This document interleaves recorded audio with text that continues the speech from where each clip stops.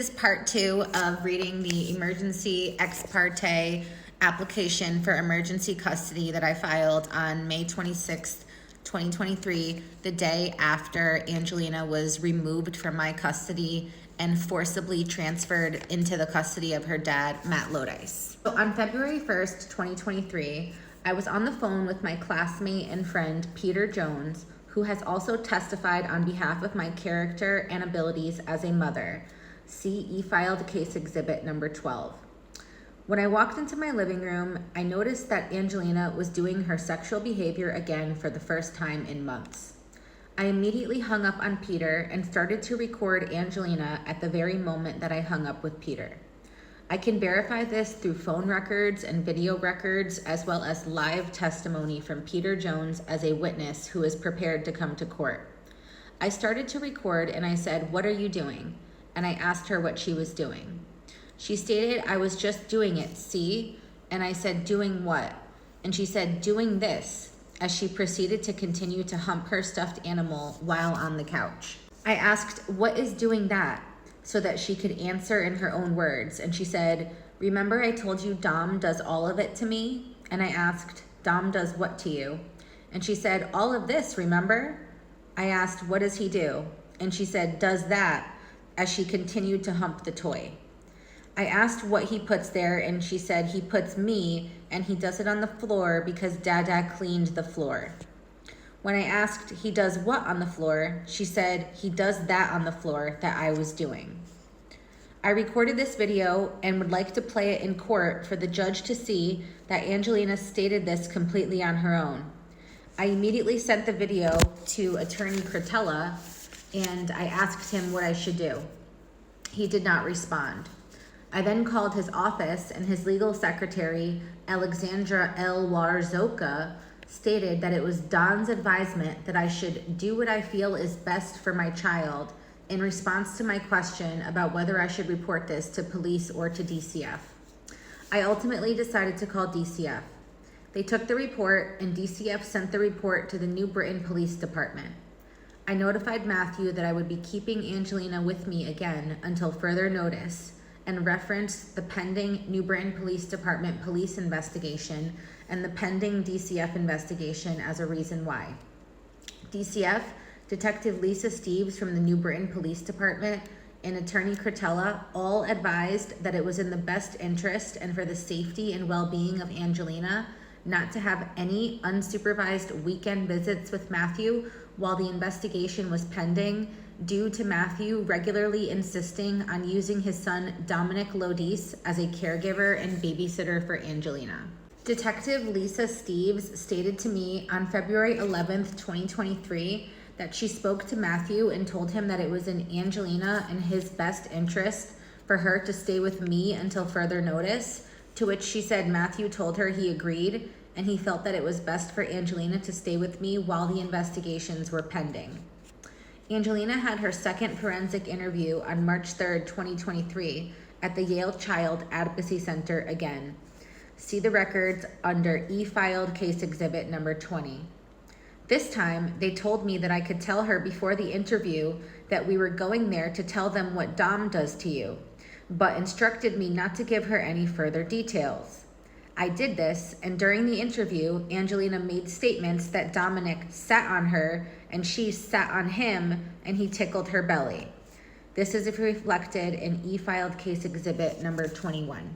From February 1st, 2023 until March 3rd, 2023, when the second forensic took place, Angelina made multiple other disclosures to me privately, which I recorded and showed to DCF and police, during which she referred to her humping her stuffed animals as sitting on them like Dom sits on me. I told Detective Steves that due to Angelina's age and intellectual limitations, that her statements about her 200-pound, 16-and-a-half-year-old brother sitting on her and vice versa were her way of describing the abuse in her own words. The social worker, Leah Smith, stated that when they entered the room for the interview, that she asked Angelina to show her what Dom does, and stated that Angelina replied by saying, "I can't because I don't have my stuffed animal with me." I asked Leah Smith prior to that if she could allow Angelina to bring the stuffed animal, and she stated it was against their policies and that there were no exceptions. Despite the statements that were made and the countless videos I had of her disclosing to me what happened, the police still decided to close the investigation without ever collecting all of the videos I stated I wanted to provide them on a flash drive and without ever receiving my complete statement. I gave them a statement that was unedited, unfinished, and unsigned, and I provided them with one flash drive. I told them I would complete the statement and give the remaining videos on a second flash drive the following week, but they instructed me not to waste my time and stated there was no probable cause for an arrest. On March 3rd, 2023, after the completion of the second forensic interview, Leah Smith put in her notes that, quote, "I recommend that Angelina have supervised contact with Dominic Lodis as this investigation proceeds. I also recommend that Angelina continue in outpatient mental health treatment with Jessica Mayo at the Yale Child Study Center. I will follow up with Mother within 2 weeks. I provided her with my contact information should any questions or concerns arise." This is seen in e-filed case exhibit number 21. I was told that Detective Steves would set up an appointment with herself, the state's attorney, Sergeant Barcelo, and Lieutenant Persavage from the New Britain Police Department the following week to discuss the statutory requirements for a Sex-4 disclosure and to follow up to get more information because they had more authority. This meeting never happened. Angelina was scheduled to have her first in-person therapy session at the Yale Child Study Center with Jessica Mayo, PhD, on March 10th, 2023. I brought her to school that day, and less than an hour prior to me picking her up, Matthew Lodis showed up unexpectedly with no other prior warning and took Angelina from the school along with all of her belongings that I provided for her that were at the school. The school notified me of this, and I immediately called 911, who then said they would call me back after transferring me to Connecticut State Police and telling me that they would put a be on the lookout alert for Matthew's vehicle in an attempt to intercept it since there is an active, full, no contact protective order that says he cannot interfere with me as the protected party. I messaged Matthew in the app and I asked him to immediately return Angelina to me and told him that she has her therapy appointment, and he refused to bring her.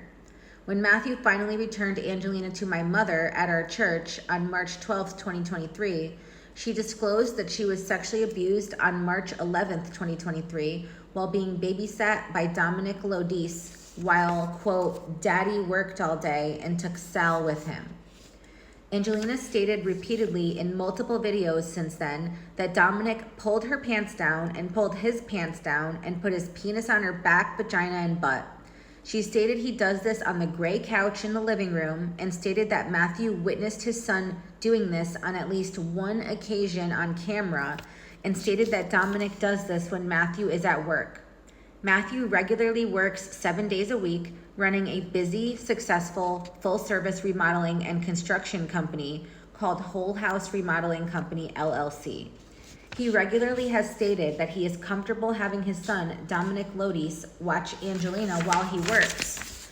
And he states that he cannot give me the right of first refusal because he feels that Angelina is fine with Dominic, despite it being in our court order that he has to give me the right of first refusal. I have multiple police reports documenting that he left her with Dominic on instances when I was not given the right of first refusal, and also documentation and proof that he left her with others, such as Monica Perez and Cheris Sheehan. Matthew states that he needs to work and can't afford daycare, so his only choice is to leave her with Dominic, despite me telling him that I have complete open availability and can watch her anytime he has work or personal obligations during his parenting time. I had a recorded police interview in person on March 16th, 2023 at 10:30 a.m., and the victim advocate Cindy Duggan from the Rape Crisis Center of Milford, Connecticut also attended with myself, Sergeant Barcelo, and the detective Lisa Steves. During this interview, I disclosed to them the new disclosures that Angelina made about the abuse she claimed happened on March 11th, 2023, and they stated that a new case number would be created. Follow for part 3 to read the rest.